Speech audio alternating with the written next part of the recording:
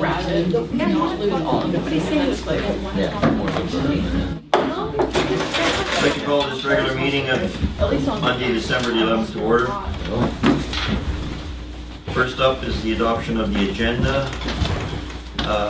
Wish to amend the agenda to include a late item under section 12A with regard to the update on the Downtown Business Association request from the Downtown Business Association. May I have a mover for the amendment? Councillor Ross, Councillor Thompson. All in favor of the amendment? Anyone opposed? So carried. May I now have a motion to adopt the December 11th regular meeting with amended regular meeting agenda as presented. Councillor Tripp, seconder. Councillor Hammet. All those in favor? Anyone opposed? So carried. Moving on to the minutes. Recommendation is council adopt the November 27, 2017 special to go in camera meeting minutes as presented. Mover, please. Councillor Thompson, seconder. Councillor Butler. No discussion. Okay, all those in favor? Anyone opposed? So carried. Moving on to the council adopt the December 11th public hearing meeting minutes as presented. Mover, please. Councillor Tripp. Seconder. Councillor Ross. All in favor? Anyone opposed? So carried. Moving on to the recommendation that council adopt the November 27, 2017 regular meeting minutes as presented. Mover, please. Councillor Tripp. Councillor Butler. All those in favor? Anyone opposed? So carried. Recommendation that council adopts the December 1st special to go in camera meeting minutes as presented. May I have a mover, please? Councillor Ross, Councillor Butler. All those in favor? Anyone opposed? So carried. Moving on to no item 4, petitions, delegations, unfinished business. On to section 6, the written reports of council. The recommendation is that we receive all the written reports of council submitted to December 11, 2017 regular meeting as presented. Councillor Krog, seconder. Councillor Tripp.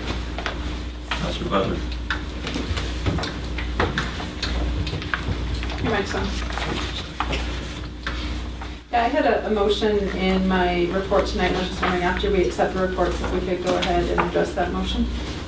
It was just for council to discuss the upcoming seminars and conferences for 2018. I believe that's already in there. Is it? Recommendation on section 6A, just under the minutes being received, council discuss and designate delegates for the attendance at the conferences. Should be on the agenda, it's right there. Second part. 6A. I see it on the left-hand side, but I don't see it in here. So anyways, that's fine. Yeah. We'll just, yeah. Right there. Okay. All right. All those in favor to receive? Anyone opposed? So carried. Next item is resolve that council discuss and designate delegates for attendance at the 2018 conferences. Mover, please. Should be right on it. Oh, okay. Yeah. Mover, please. Councillor Tripp, Councillor Thompson. Okay.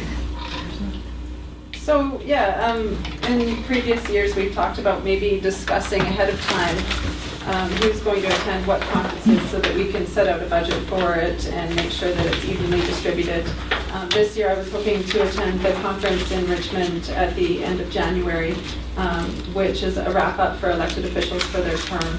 I was also hoping to complete my level 1 certificate at that time in local government leadership. There's, of course, the AKBLG in the spring. We have the UBCM and the FCM as well. Councillor Tripp and I know, discussed possibly going to the FCM this year. We've never been before, and with the motion that Council's put forward that's also going to the FCM, I know that we would like to be there to be able to speak to the motion and to be able to follow up on it. Last year, I had a motion at the FCM and didn't attend, and that motion seemed to fall through the cracks because no one was there to speak to it. So I think it's important that Council have a representative there to address our motion. Councillor Krog, then Councillor Tripp.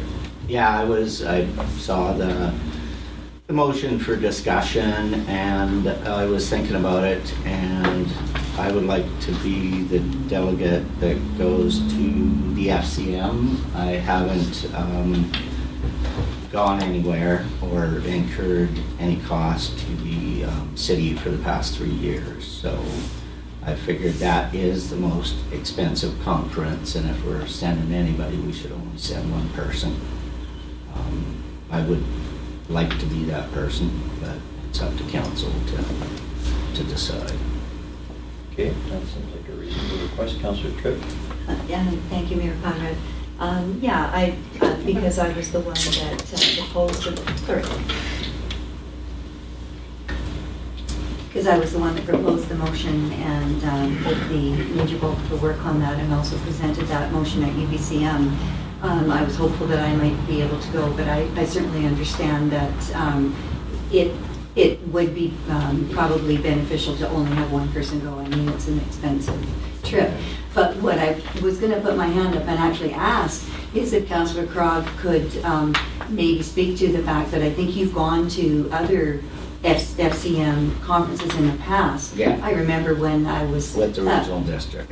Oh, okay, because I remember when I was one of the people sitting out there in the gallery, I'd heard you give a report. I think that you had been to an FCM conference with, was it Mr. Kendall or someone like that? Gary Smith. Gary Smith, okay. And I just wondered if you could maybe elaborate a little bit on what that experience was like.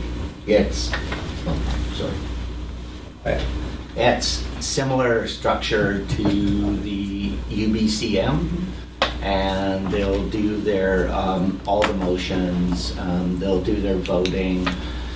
There'll be the usual addresses by the political parties that happen to be kicking around, so me and Justin can hug it out. I don't know. Yeah, so basically it's similar. It's AKBLG is small communities, UBCM is BC only FCM, because it's so that a lot of the material, a lot of the talks are way above us, but you do have access to people and networking, and I believe that's what Councillor Ross did the last time she went. Stuff, didn't you? I went to Sustainable Communities. Oh, okay. Can I have to speak to one? Sure. Sorry. I think it's Sustainable Communities is a, I mean, I did talk to a few other councillors at other events that I've been to about FCM, and they recommended that conferences like the Sustainable Communities Conference that's in Ottawa every year, where you actually, it's all workshops, there's no politics, there's nobody speaking, there was no politicians there, even though it was in Ottawa. It was all about workshops and learning experiences and things that you could actually bring back to your community. So I found that a really valuable. And you were hearing from provinces or jurisdictions right across the country on what they're doing in terms of infrastructure, asset management, setting aside green spaces, you know, even into like the new sewer pipes are using, and LED lights and solar panels and retrofitting, and it was just that's what I mean. I thought that was more useful than actually, you know, spending a lot of money hearing political speeches. Councillor Tripp? Yeah, I just would be more interested in specifically if you might be able to talk a little bit about the process for the resolutions that are put forward and how all that is handled. Basically the same as UBCM, Okay. and you're allowed to speak to motions and that type of thing. So it's basically the same. And I don't think your motion fell through the cracks. It goes forward, but it's like just exactly the same as the UBCM. They forward it, and then they're supposed to talk to the federal government about it. But Yeah, I emailed back and forth with them, so I know. yeah. So Did they put it in a block? No. Really? No. Councillor Tripp, I'll give you one more kick at the button. Thank you. Yes. So then, just my ask, I guess, for council to consider is whoever is chosen to go, that that person would be able and willing and well-versed on both of the motions that, oh no, you're supposed to Mine go, doesn't yours go is just to- provincial government. Okay, on the motion that the city put forward that has gone to the UBCM. That is the Microsoft Placement Consultation Resolution. Go ahead, Councillor Thompson.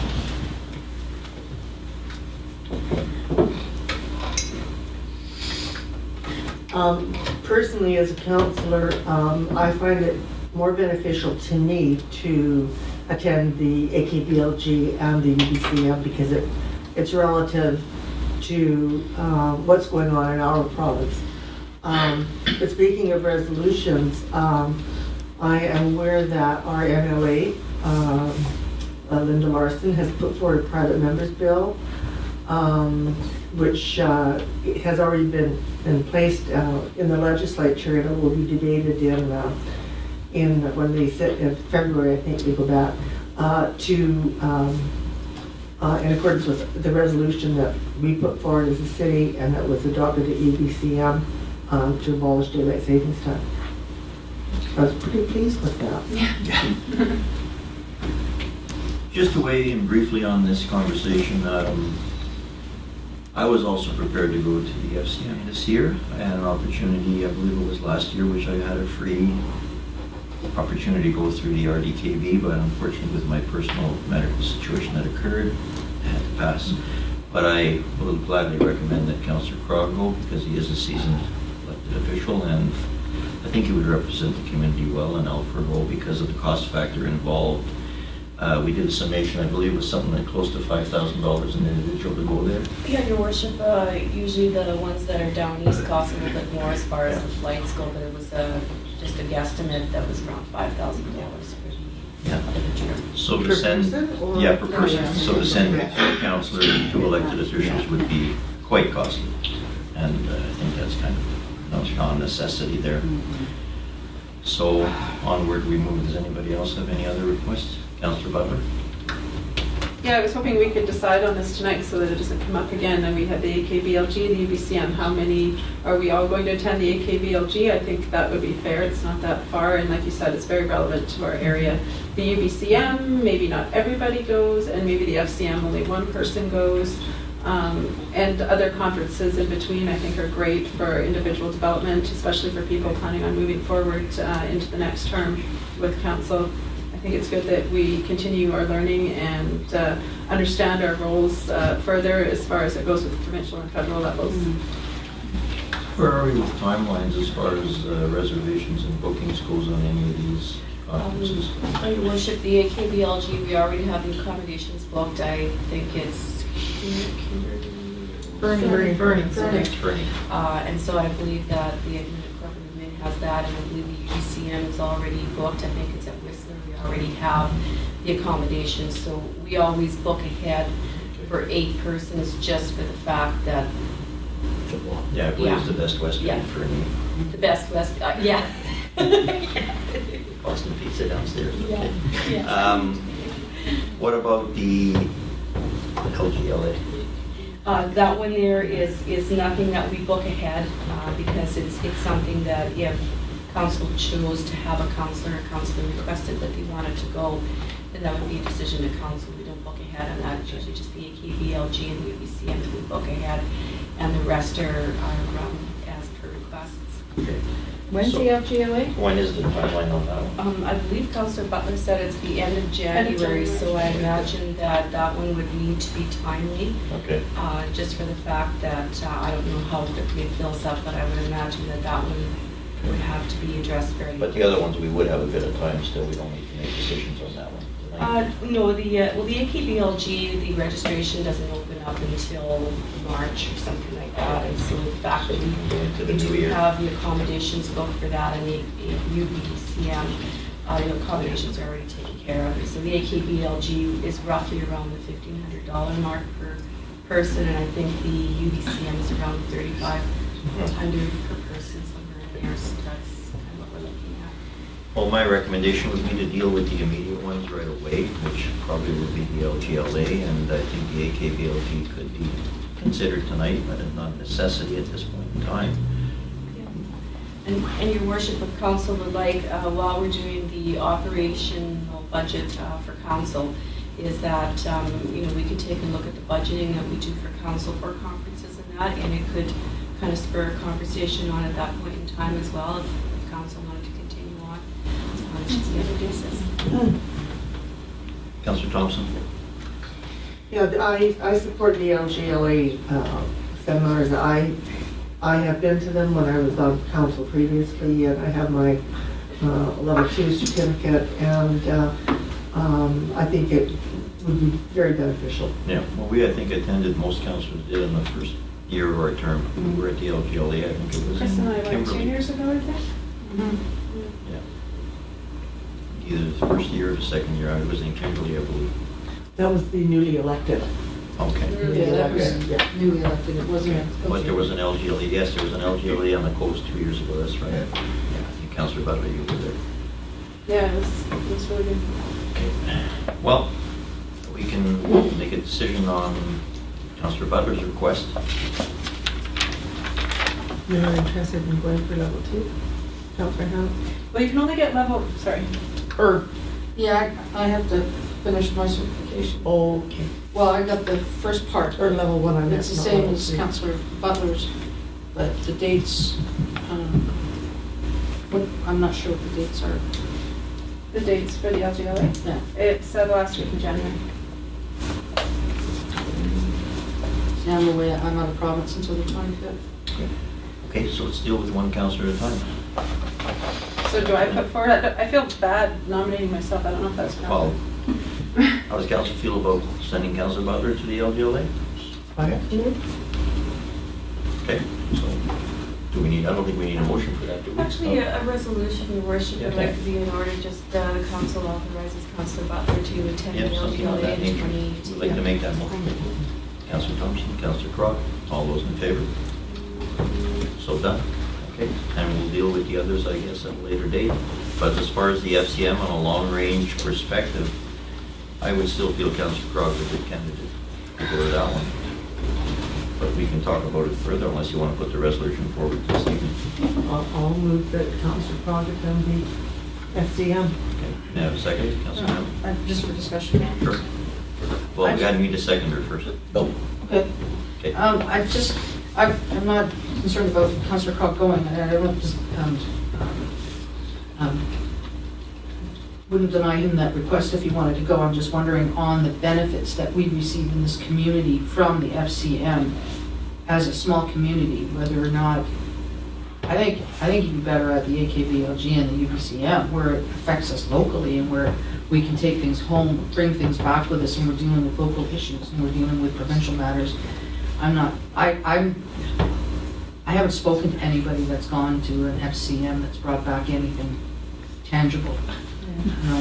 We had a councillor that's gone in the past, but didn't report on it. So I don't know how much benefit it is to a community of our size to have representation there, where I think our representation, we get more out of our local ones, our 2 local ones.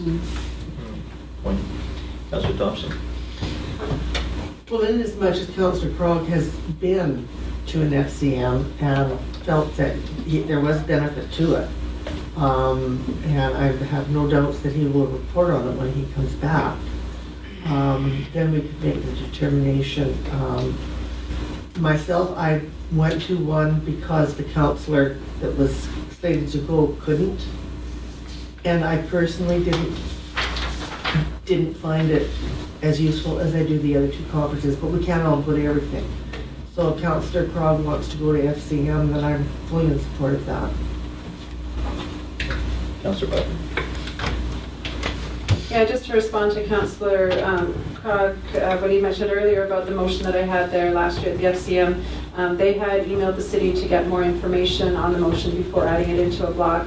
And I responded back to them with more information, and it still didn't meet their requirements. And I was trying to work with the our MP at the time to get more information on water privatization and the infrastructure bank that has just been formed that he actually spoke against in one of his newsletters. Time ran out. I couldn't get them the information they needed before their conference, and I just felt that if I had been there and been able to speak with them about it face to face and been able to understand exactly what they wanted, that motion would have gone forward, and I'm really disappointed with myself that I didn't follow through on that. So I think it's important that the mover of a motion be there to be able to answer questions and speak to it, and that's the benefit of us going. I'm sure there's great workshops as well, but I'm just wondering if Councillor Krog can speak to what he wants to accomplish by going to the FCM. Oh, sorry. Response? Yeah, the same as, I keep saying it, the same as a presence at UBCM. Like in the past, some councils have just done the KBLG and they sent the mayor and the CAO to the UBCM, but you make connections, you get to talk to people. When it comes to the actual motions, because I remember them asking you for more information, but then I thought that motion actually went forward to be voted on, so that's my bad for a mistake in not doing that or not knowing that. And when it comes to the discussion, the author of a motion, you don't get to talk to, like you can speak on the floor, but you don't get to talk to like the executive, and there's no real contact with the government, like the federal government, unless you're in a meeting or a forum or that type of thing. So, Councillor Tripp. whatever you want. So, Councillor Krog, were you to go to the FCM, would you feel comfortable speaking on the floor to the microcell placement consultation motion, even if possibly you were given something to read, or I don't Yes, know. Yeah. I've read all the materials that you've sent me, and we've had discussions, and I don't agree with some of those motions, but if you remember when you first brought the motion to this table, I was the one that rewrote it with your assistance so that it could then go forward to the UBCM. So we I could don't be, have an issue speaking to it. So, but it's like I say, if council doesn't feel that it warrants it, then that's fine too. Okay, so we have the motion. Mover and a seconder, so all those in favor of having Councillor Krog attend the FCM? Anyone opposed? Councillor Ross? I'll vote in favor. So the motion is carried. Done. All right. Moving on to the next item, which is 7A again, in regards to, actually 7A. Verbal report from the Council Representative Regional District Kootenay Boundary, RDKB, which would be myself. Basically on the reporting end of it, there was the BCDC, which I attended, and the major conversations that affected our community here was with disc golf. They were waiting on to see if there was any kind of finalization, so to speak, regarding the contract and how it was all going to be set up, which we discussed this morning. And also there was conversation with BC Transit. There's still an ongoing dialogue going on there regarding the services offered, the costing in regards to the city. And no real resolve had come of this because Mark Anderson, the CAO, was going to go back to BC Transit. And Dangerous job that somebody's got to take my funny oh no, another claim. Wasn't that your knee? Yeah, it was my knee. Your funny bone is not in. So there's no real outcome of that conversation yet because it's still an ongoing issue where BC Transit hasn't really come to any kind of resolve regarding the RDKB and what services they're prepared to offer regarding the costing. So apparently there's going to be cost increases again, and that's the part that's being disputed now.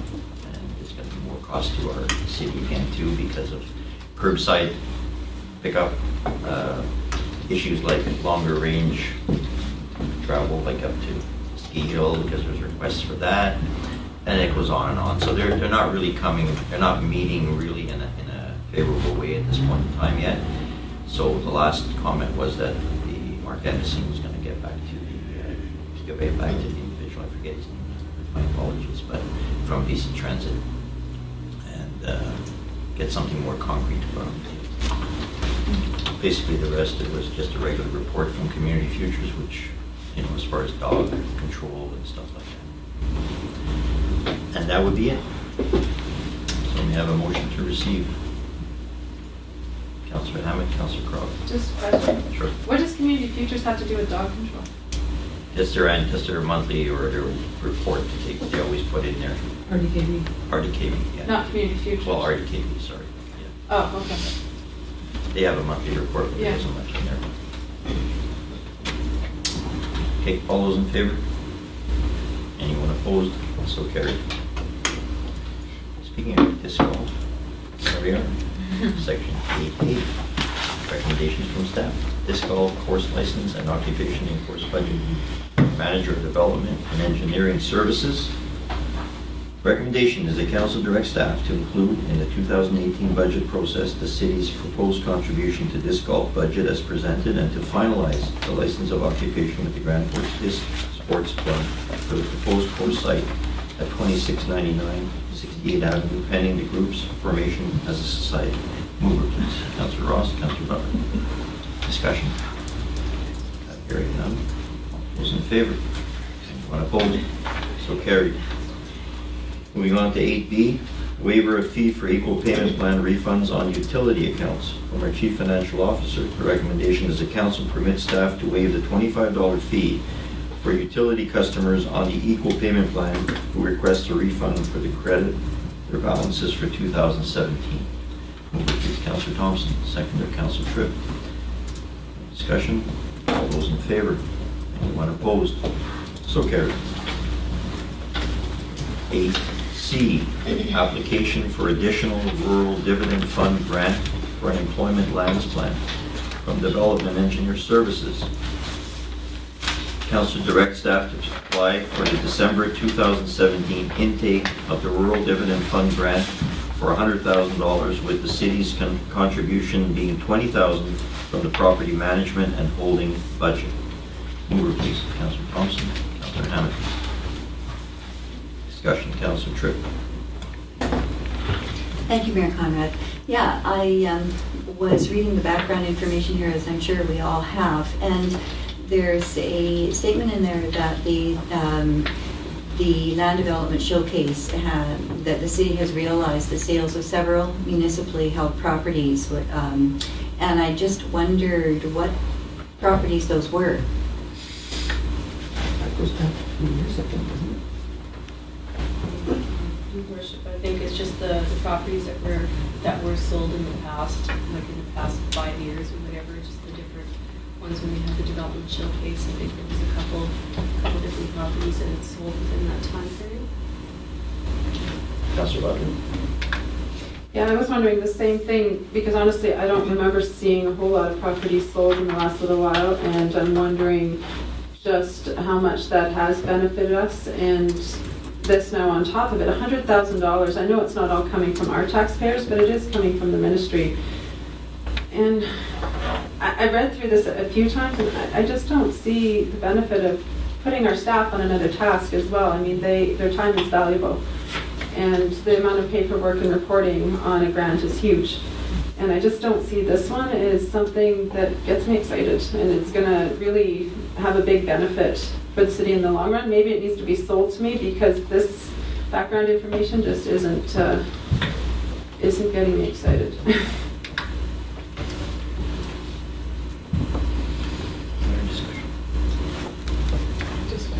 Councillor Ross.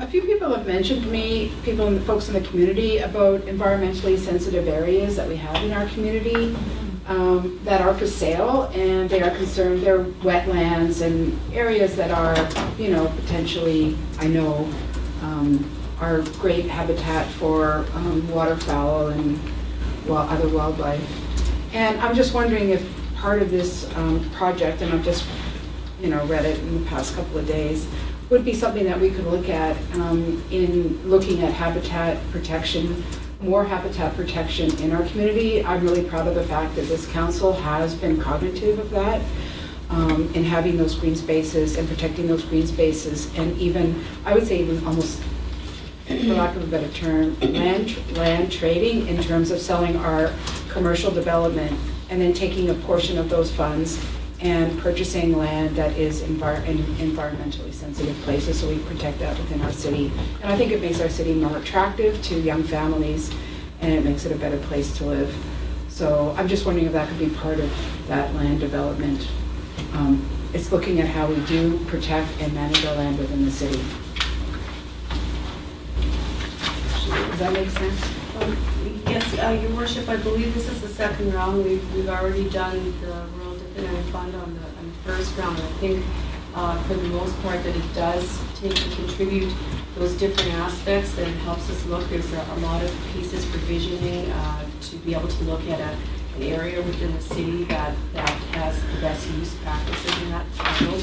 I'm not sure exactly what the amount of work is. I know that we're right into part of it already, so this is like the second phase. And so I know that this was something that was brought to our planning department, and they took the initiative to put it in for council's consideration. Councillor Thompson. I don't believe that our management team would bring forward a request to make the application if they didn't believe that they were not able to complete the work. And I support the applying. There's no guarantee that we're going to be beneficiaries, but I think when our management team brings something like this forward, they've got plans in mind to move forward. And as our CEO said, that this is phase 2 of a multi-stage project. So I have no problem in supporting this application or their request to make the application. Councillor Hammett, Councillor Ross, and Councillor Butt.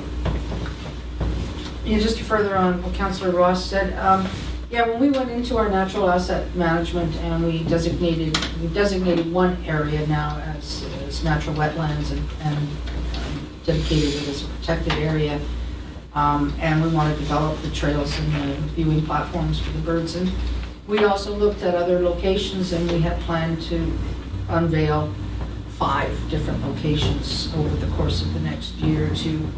And so if this helps to further that and gets it going a little bit quicker, I'm all for it, because there are areas out there that I've seen and that do need to be protected, and some of them are privately owned, some of them are for sale at this point. So I just don't see that aspect in this, and I would like to see it expanded.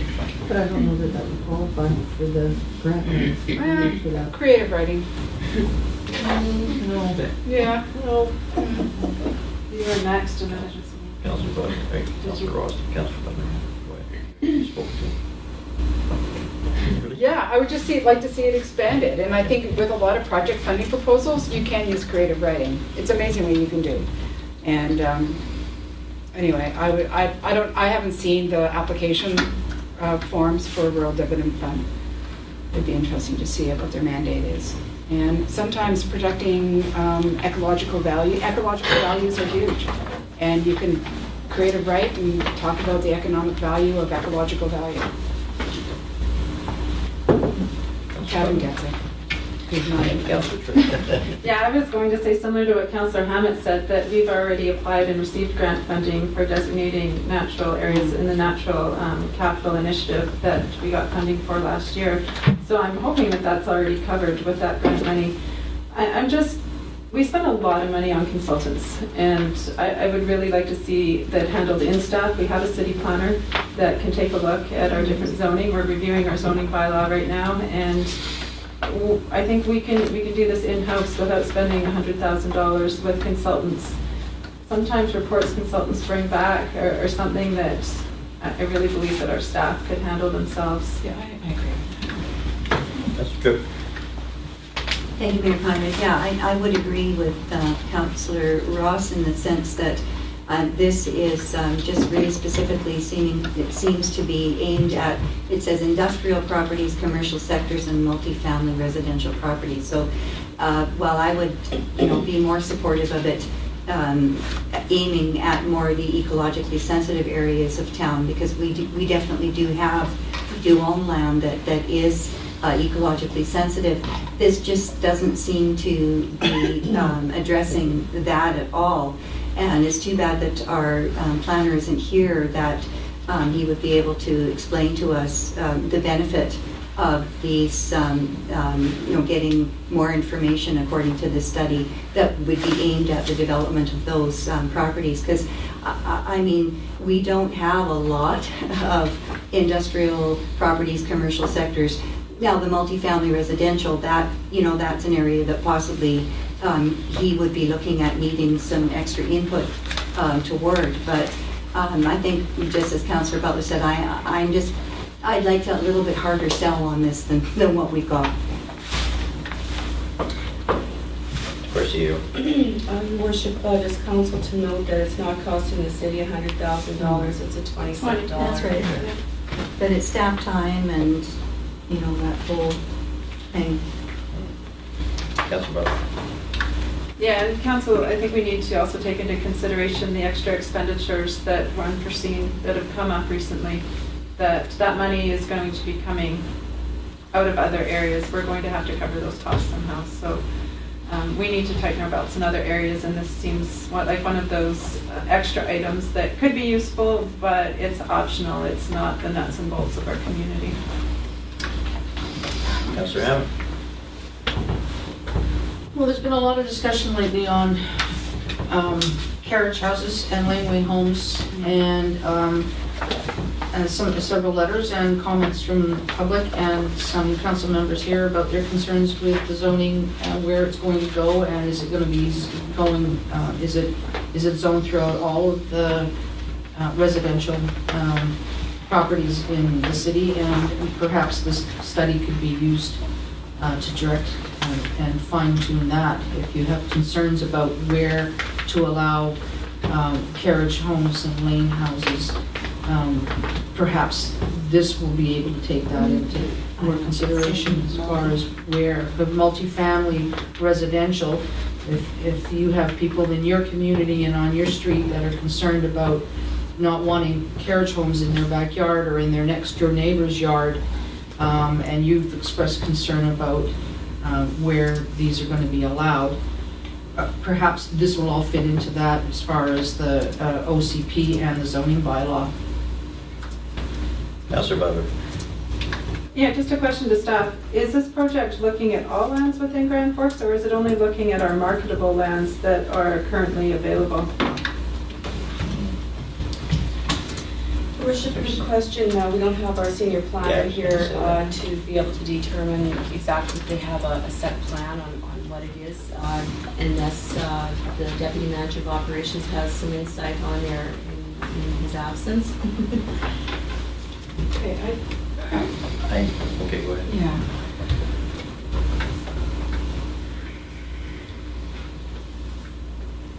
oh, bring it out because you're not in before. Okay, so forgive me, I'm a little bit confused. Okay, so in order for us to be eligible, we have to, for the $100,000, we have to express our commitment to contribute $20,000. Okay, so why do we have to engage Urban Systems to be a part of this project? Are they facilitating the project on our behalf? And so that's going to eat up a lot of that $120,000. Why can't we just do the project in-house? I see a value in this, and also who made up the Employment Lands Plan? I mean, what a horrible name. Employment Lands Plan? Like, where did that come from? Like, honestly. Somebody tell me. Seriously. Who makes up a name Employment Lands Plan? Employment lands focused. Like, sign me up. That's really horrible name. So I just, like, to me, that's just compulsive. So nobody's, I'm trying Cabin? Is that your name? His monitor's getting taller and taller, that's for damn sure. Getting red back there. Nobody wants to claim responsibility. Well, but is that, Blame it on those words is that like the new thing? Is that the new catchphrase for 2018, the employment lands plan? Because that, it sucks, it's stupid. So this is important. I think we need to move, I like planning. I don't like being reactionary. I like to look at our land, what is feasible, plan ahead for our carriage houses and what we're doing to, bring more people into the city. We need to plan. I have no problem with planning ahead, but I would thought that we could have done much of this, spend a lot of that in-house with a tiny portion of it, maybe getting some consultants if we need it. But, I would support this, but I am a little bit concerned about how much of this is actually we're just having to give over to urban systems to do the job. And I really do want to know who made up employment lands plan. Well, our planner, Mr. Waterloo, was coming down the pike, so he chose not to be here this evening. Councillor Thompson. Again, is there a deadline on this application that has to be in by a specific time? December. End of December? Because we don't have the luxury of time to bring people in, excuse me, have another meeting to proceed with this. And I would highly recommend that we approve this request. Approving it doesn't necessarily mean we're going to get the money. And if we are successful in the grant application and we are awarded the money, we have got time between now and when it's going to be implemented to answer all of these questions. And if we don't like it, particularly the name of the... I have an answer for your question, I found. Yeah. I would just encourage council to support this at this time so that our staff can get the ball rolling. Well, who's writing the project proposal? I believe that our senior planner is going to be doing the proposal. Okay. And so What's the answer? Yeah, there's a little one, so there's a footnote Okay. under employment lands, is lands that are identified in official community plans, zoning bylaws, and other land use plans for clusters of Oh, I read that businesses and now. economic and uses that.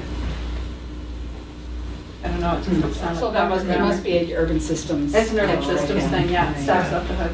Yeah. Thank God. No, it's okay, nobody's gonna get punished, I just thought really. Okay, so I'm going to call the question. All those in favor?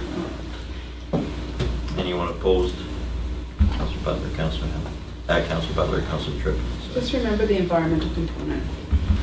It's carried. Okay, moving on to the information items. Item 10A, RDKB Bylaw 1660, amending GF and District Transit Service. Letter from the RDKB, the recommendation is the council consents to the Regional District Kootenai Boundary Bylaw number 1660 to increase the requisition limit of the Grand Forks and District Transit Service local service. Mover, please. Councillor Thompson. Councillor Ross. Discussion. Councillor Butler and Councillor Tripp. Okay, so maybe you can answer this to see what the RDK meeting, so you might have more information, but for 25% increase, are we getting any increase for services? And was there any discussion of getting a bus route between here and Trail or here in Kelowna for medical patients that need to go for doctor's appointments? That was one of the items, like I mentioned earlier, that was still very vague.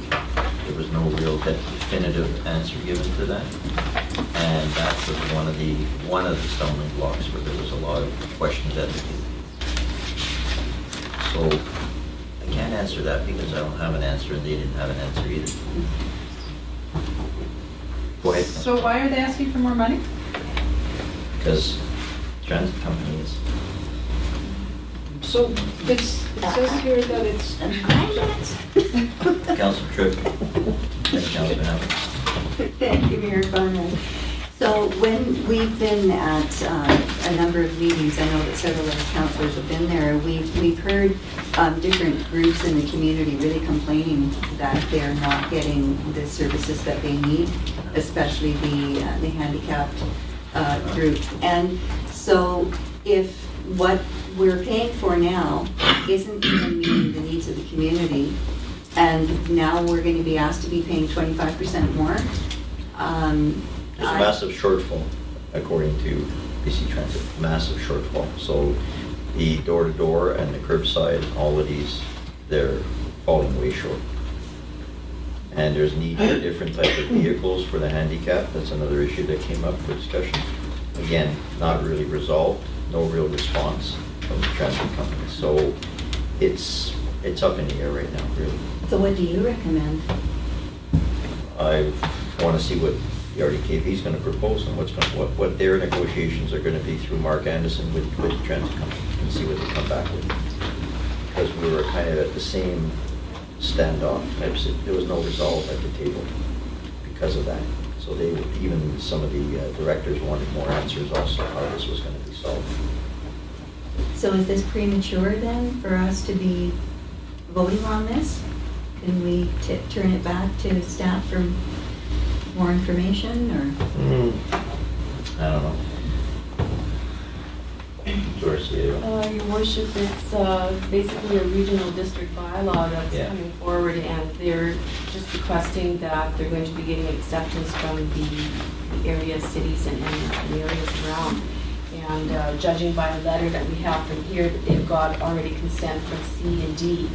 And so it's just a matter of one more, and it's either us agreeing with that accepts it, so they can have not everybody accept it and they do it, but they're just asking if City Council would actually consider accepting what they have to put forward. I mean, the option was there for as a representative. I could have just accepted it, but felt this one was one that think about it. So not having to deal with transit all that often, I don't know a whole lot about how the system works here in Grand Forks. Nor myself. So it's hard to designate money to something when you've heard from the community they're not happy with the service and you're not really sure why it's not working. Is this a private contractor that BC Transit gets to operate in our area, and can they get a different contractor? I mean, it doesn't seem unreasonable, $50,000 for a salary and a bus to run around town. I mean, they obviously get money from other sources, not just from the people they serve. So I have trouble making a decision based on the limited information that we have here. Myself likewise. Councillor Thompson. I have to, excuse me, agree with a lot of what's being said here. Again, when I was on council previously, we did have a meeting with BC Transit. It was Trish Hallstrom, I think, was the lead person here, and somebody from the coast came up to discuss it. And Jane Robert led that discussion. We were concerned that, it was not servicing the area, period. I mean, we've talked about this recently with people on kids on a weekend. How do they get into town and back again if they don't have transit? And so I think that although the regional district would really like to have this brought forward and pushed, I think they need to come, somebody from the regional district, either Mark Anderson or Teresa or both or whoever, and explain and answer our questions. We can't refer this back to staff because they don't know, they're not involved. So I would, is there a recommendation or is there a resolution on the floor already? Yes, sir. To accept it, I think. What was it, just to receive for information or? No, consents. Yeah. The consent.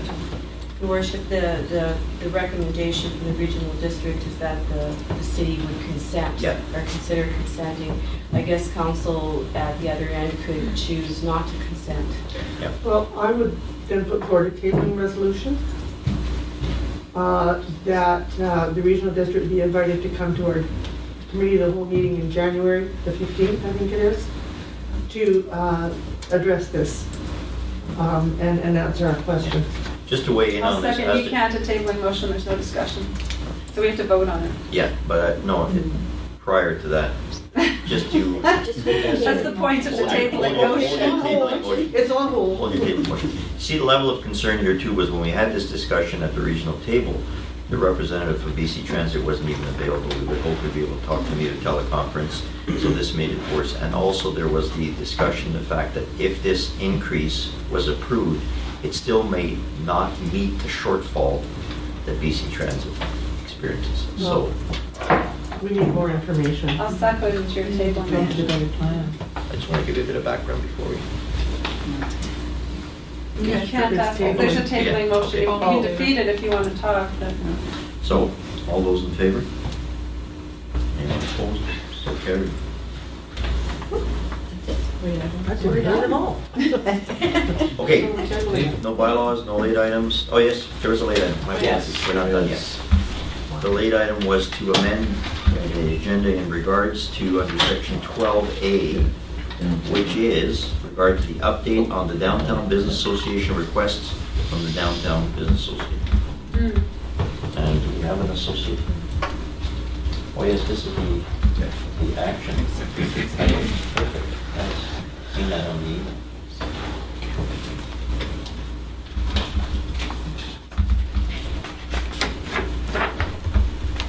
We can discuss it after you guys. Yeah. Good question. Just receiving for information? That's correct. Okay, I'll put forward a motion to receive for information. Second, Councillor Hammet. Before I call the question, I have one other, well, we'll call the question. All those in favor? No discussion? No discussion? Okay, go ahead. Okay, so just a couple of things. One was on the request for the reinstatement or passage of a parking bylaw. It says here the bylaw to be enforced regularly until September 30th, at which time we would assess the effectiveness of the bylaw and the amount of enforcement required. But that's not what the request was. The request was that there has to just be a bylaw in effect with teeth, and it be complaint driven only. So that was the actual request from the Downtown Business Association. And they changed the speed limit to 30 kilometers an hour in the downtown core. They didn't request having flashing signs that I remember. I mean, it's a good idea. And have the local detachment enforce the speed limit for the same period. But I don't know that that was a specific request. Councillor Crawford, then I have a question to Mr. Gates. Were these requests actually documented from the DVA? Like officially documented? Do we have the actual documentation that these requests were as they're presented here? Because I remember we had this conversation and I requested that you just interpolate, see what the best. Yeah, most of these are verbatim from the letter they submitted in early 2017, which is in the agenda package, I believe, from February 14th. Thank you. Councillor Crawford? Yeah, just, I do remember discussions, not specifically that they asked for a flashing sign, but it's a tool if you're going to change speed limits. That's there. Have the local RCMP detect. We have no control over any of that. Yeah. And I didn't see anything. It wasn't their request. It was kind of my request about four-way stops. I just went through Qualicum, and you can navigate anywhere through that town. And the roads are tiny. The parking lots are tiny, but traffic moves really smooth. There's no really idling that I've ever seen because it just goes right through. And that would solve some of the speed limit stuff as well, I think. That's all I wanted to say. Any other discussion? Okay, while we're on the subject of the Downtown Business Association, I would like to have council approve, or I will be. Oh, it was voted on that first. All those in favor to receive? Anyone opposed? So So carried. On the subject matter of the DBA, I would like to appoint Councillor Hammet as the official liaison from the city to the DBA. She's accepted that? She's prepared to Do you take that accept on? that? Yep. We need a resolution for that. You should, yeah. I'll make that motion if it's required. Yeah. Councillor Ross, Councillor Ross. All those in favor? Well, I didn't know we were voting on this tonight. Do you want to put forward some discussion on that? Do you like? Yeah. It's open for discussion. We're going to move in a second. So I'm just curious. So then, is this open now? We can request to be appointed to different organizations in town, because I think that's something that other members of council might want to also have, to be able to be liaisons on different boards. I know you talked about the art gallery at one point, and it had been turned down. So I'm just wondering if that's going to be available now for all councillors. Possibly could be, but there's a reasoning why Councillor Hammet was appointed. But Councillor Crog, you're next to go. Yeah, just, we've had members of council request to be on committees or to be part of like the town hall meetings and stuff like that. And it's always come to the table and goes on. So I don't see it as something new. Right now, we have a lot of liaisons already. We have Yeah. Councillor Butler on the rec committee, and we have 3 councillors as representatives on the big committee. So this concept of no more committees, I think, has gone totally south. So yeah. Well, liaison was different to a committee. Yeah, exactly. Yeah. Because I know previously Councillor Tripp had asked to be the liaison for the Chamber of Commerce, and I'm wondering now if we could put forward that motion to also include Councillor Tripp, if you're still interested in liaison. You're not interested in one? Okay. I think it's important, though, that we do have a liaison there as well for our funding partners that we give money to each year. If we're doing it for one organization, I think we should probably do it for all of them. It's important to get that feedback on what's happening in those organizations.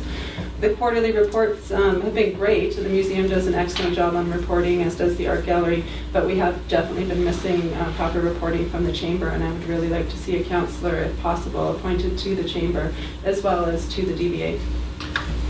My response to that would be on the organizations that we fund, let's say, huge amounts of money. I would like them to present their reports. The DBA now is a very, I look at it as an insignificant sum of money, $5,000 at the startup. Should the amounts ever climb, then I would say yes, they have to present themselves, and I would still request that they do a presentation in front of the committee of the whole. That shouldn't change. But when there's huge amounts of money, like the gallery, the museum, I really feel that a liaison would not suffice enough.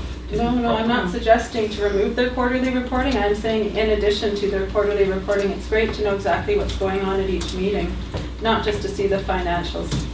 It's important to have that open communication so that we can properly support those organizations and also ensure that our money is being spent. As long as the understanding is there that they will still fulfill their due diligence as far as presenting to council as a whole their activities that are going on.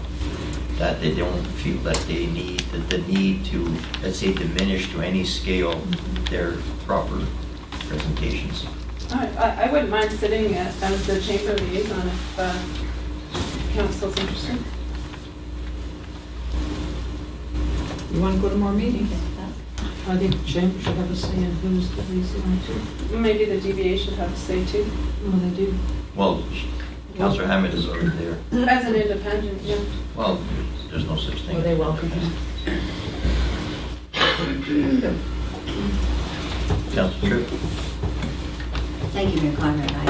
I don't think that associations or organizations should have any problem with whoever is appointed from council to go and be a liaison or be a person to come back to bring back information to the council table. That to me, if they get to choose who represents, who comes back to this table, to me that's very partisan, and I don't think that they should have a say in it at all.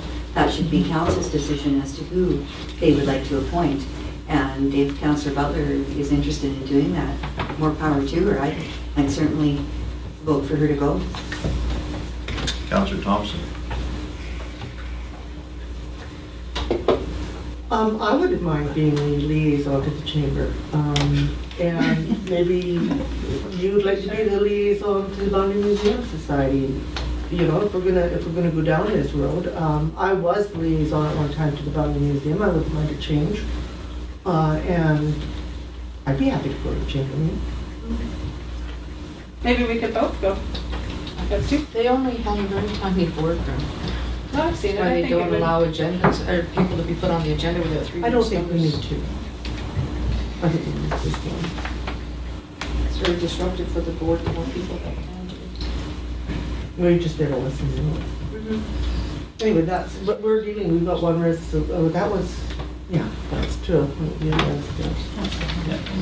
Yeah. to the I DDA. think the question was called, was it?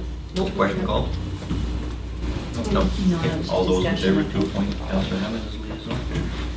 Anyone opposed? So carried. So where do we move on from here? One of you- Councillor Thompson? If it's not inappropriate, I would move that I be appointed as council's liaison to the Chamber of Commerce, and that Councillor Butler be appointed as council's liaison to the Boundary Museum Society. I'm not interested in sitting on the Boundary Museum Society. Okay, well then, we'll eliminate that second portion. Do we need a seconder? I'd like a seconder for Councillor Thompson's request. Or you want to cut that in half? Okay. Just,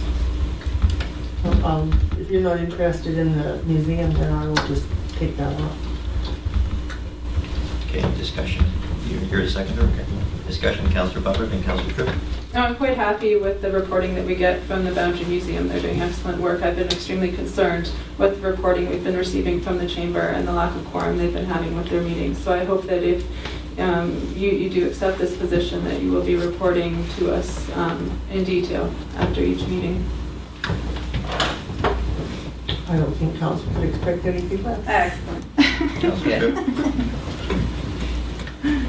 Well, seeing that Councillor Butler was asked about this first, I mean, I believe that she should be getting first kick at the can here.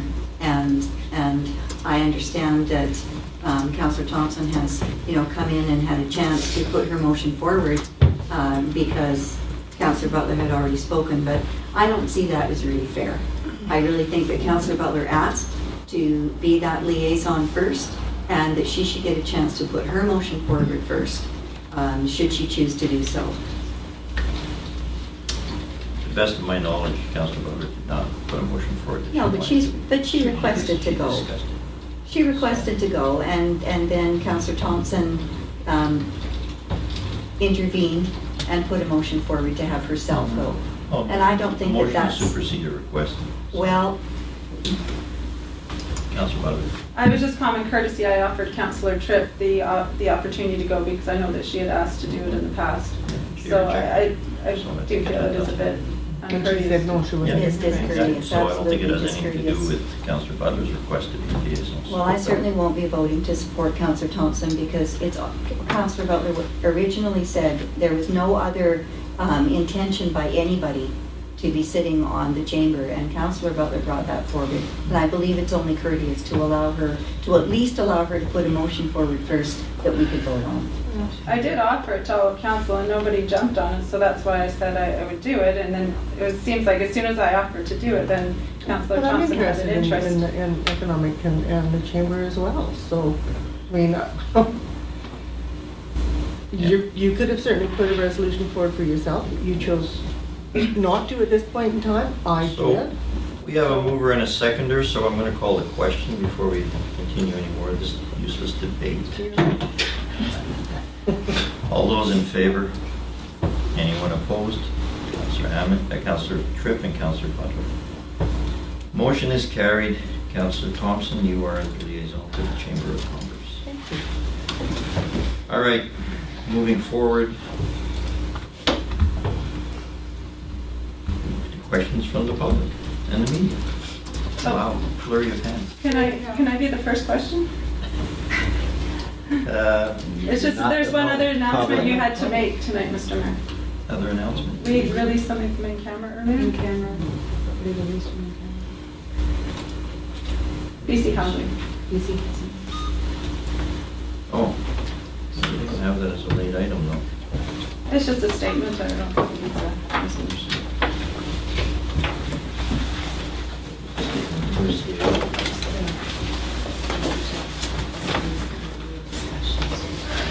Oh, yeah. Yeah, we Well, I can want read the it. exact wording there. There's There you go. Okay. The announcement that was released out of in-camera today is that the City of Grand Forks advises that it is in discussions with BC Housing on an initiative and that nothing has yet been finalized. Councillor Ross. Well done. 2 days. Sorry, Your Worship, but like, what, say nothing. Fun to be here. There's no information there. Exactly. Like a Seinfeld show. Show about nothing. It says as we're talking. I'm glad you came to this meeting. Front page. That's fine. Barnum and Bailey's got nothing over this. To the gentleman in the back. Les Johnson, GFTV. I would suggest that if you're going to be going off to various meetings with other members of other governments, that you get at least Councillor Ross, if not all of you, new buzzword bingo cards. Employment lands. Do a quick Google search and you'll find that municipalities all over the landscape are into this. Like, not just BC, but Toronto, Richmond, all kinds of places. And basically, employment lands are places where people work, such as industrial warehousing, distribution, manufacturing, processing facilities, as well as major office. So we're talking about the lands you might have that you could turn into commercial properties. I figured out what it meant. No, I understand that. It's think just saying really it wasn't bad. invented by Yeah, somebody here. No. And if you want to play buzzword bingo, you have to get up to date. That's why you're hiring. That's why you're hiring. That's why you've got a hired pen, an expensive hired pen from out of town, because they're up to date. Anyways, that's just my input. Okay. And you didn't even need a knife to do that one. No. To the front. Thank you, Your Worship. Kate Taylor, Chile Gazette. I'm just wondering why this late item on the Downtown Business Association is coming forward at this meeting, since there's no representative from the Downtown Business Association here, or at least there wasn't when it was added to the agenda at the beginning of the meeting. Yeah, because you're right, because it does read the request from the Downtown Business Associate. I have no idea why. Maybe our liaison could answer that one.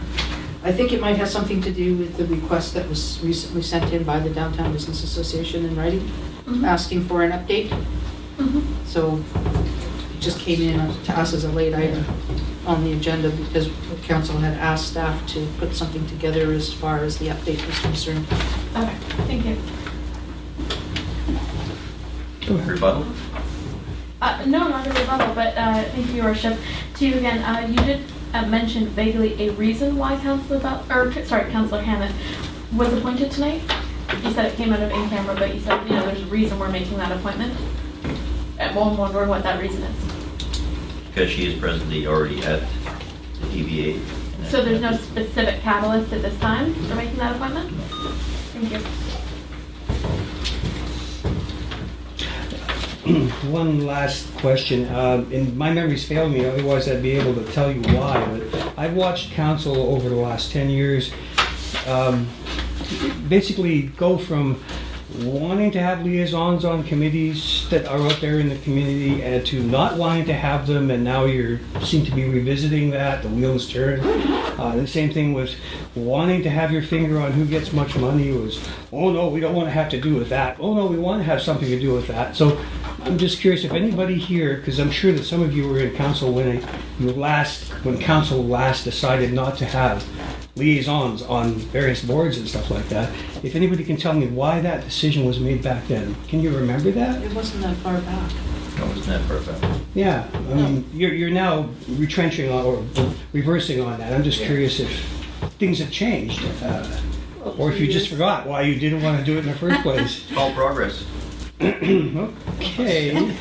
Progress is forward. This is just around. Not backwards, it's Okay. forward. Well, we I'd like did, to Yeah. speak to that. It was never a council decision not to have liaisons. Council never decided that. Okay. No. The mayor did. Okay. Councillor Ross, did you have something? well, we did decide not to have official committees because we didn't want to occupy more staff time. Mhm. So then, I think it might have been me who said, why don't we just have a liaison? So we attend the meetings, especially the organizations in the community that get significant funding. And then we go as an observer and we can come back so that we just continue that relationship between council and the organizations that are important to this community. There wasn't a lot of appetite for it, but it's important. And so we're pushing it. Yeah, I think there's a bit of confusion because between liaison committees. The request was that I did not approve of having more committees formed because these organizations should come forward to the, that's why we have the committee of the whole, where they present themselves in front of all of council, other than just one representative coming back and presenting to council. So if the organizations that we fund are prepared still to come and do their presentations, that's okay, because all of council should be aware of what's going on within these organizations that we're funding, rather than, without taking any disrespect to an individual that we represent. But if it doesn't come totally with all the information proper, something could be missing and fall through the gaps. Okay, thank you. Just so people know that those, your logic behind this and. Yeah. And we make quarterly reporting mandatory to the Exactly. organizations that get the funding now. Okay, thank you. Yes, Your Worship, again, through you to Councillor Hammett. Prior to this appointment, at the tail end of this meeting, you spoke to several of the recommendations and requests from the DBA on behalf of the DBA, and I'm wondering in what capacity you, prior to about 10 minutes ago, were at their board. I was their note taker, Okay, non-voting. non-voting. Yeah. One more. So then I'm wondering, is there a policy or an overarching theory, for lack of a better word, as to what organizations council will appoint liaisons to? To your worship, given that the DBA receives $5,000, the Rec Commission, I actually don't know, but I would imagine they receive substantial funding from the city. The Phoenix Foundation, I don't know, I would imagine there's some, but not tons. Not annually. Not annually. Okay, so given that the different funding levels are kind of across the board like that, is there an overarching theory behind that? Not necessarily, no. There's no real. More or less, council can liaise with whoever they want. Well, specifically if they receive funding from Yeah. like we go to the Gallery 2 board meetings. We do? Well, we go as observers. I go myself, Councillor Ross goes. The alternate. Yeah, Okay. so And I go sometimes as we an both observer attend. only. Oh, I didn't remember appointing you to the, No. did we? Yeah. We voted? Oh, Yeah. okay. But not necessarily every group that receives funding has a council liaison. For instance, like Community Christmas Dinner doesn't have it. No. No. So there's no, okay, No, like I And said, that's there's no- that in itself is an ad hoc committee. right. So we're not going to attend as a liaison to an ad hoc committee. There's no specific rhyme or reason to Well, why. there is. Well, there is, but not one that you can put in black and white document. Right. Okay, so how does, then as a follow-up, please, if I may, how does council go about determining what groups need a liaison? Like when you decide, okay, we should make someone a liaison to this group, why? Group would usually request. Yeah. Well, that or the council doesn't think that the reporting that is being given by the organization is lacking. So by having such as myself now going to the Chamber of Commerce meetings when they have, as the city's liaison when they meet, then I can go back to council and say, yes, they have quorum. I think that was a concern that Councillor Butler expressed. This is what was discussed and decided upon. And, yeah. And in Councillor Hammett's case, as you explained, you were the note keeper, right? Mm-hmm. So you might as well be the official note keeper for the city. Well, and prior to that, I might add, prior to that, I was the liaison for the Chamber of Commerce up until June of 2016. And I was their secretary as well, at no charge. And when the Downtown Business Association was reestablished after a couple of months, and I was on that committee as well, taking their notes, I'd say it was too much to do. So I stepped down off the chamber, but because I wasn't officially named as the liaison for the city for the Downtown Business Association, because it was a new organization, I just remained on there as an unofficial note taker. But they didn't replace me with the chamber from this table. The mayor didn't replace anybody as a liaison for the chamber. Until tonight. Until tonight. Thank you. Exactly. Then through you, Your Worship, to Councillor Hammett again, given that you sat as a non-voting but participatory board member, you created their minutes that went out and presumably were then voted upon by the board. Now that you're sitting as a council liaison, will you cease doing that duty? It's been no secret at this chamber that you have often advocated for the DBA and have been a strong proponent for them through things like their requests.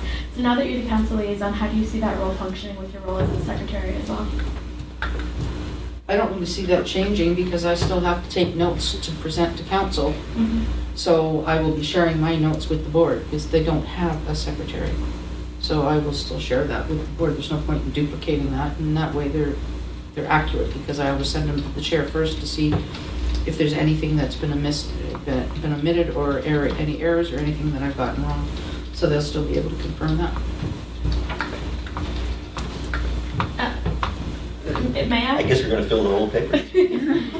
But then, through your worship again to Councillor Hammett, is that not a conflict of interest then to be working both in the interest of the Downtown Business Association Board, which is providing their minutes and keeping an accurate record for them, and yet liaising on behalf of the city? Those interests may sometimes diverge, is all I'm saying.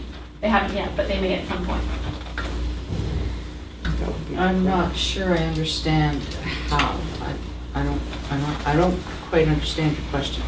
If you could give me an example, because I know with the chamber, I was there with council's blessing, taking the minutes and presenting them back to council. Okay. So I'm not sure why it would be any different with the Downtown Business Association.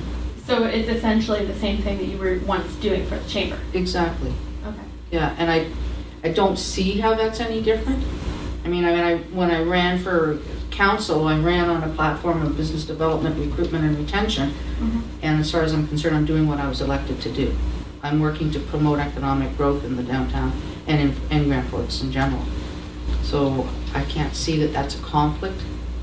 People knew that that's what I was doing. I was part of the Downtown Business Association back in 2012, 13, and 14 until it dissolved.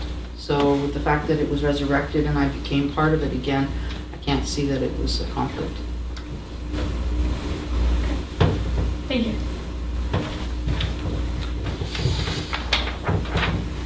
Any other questions or discussion?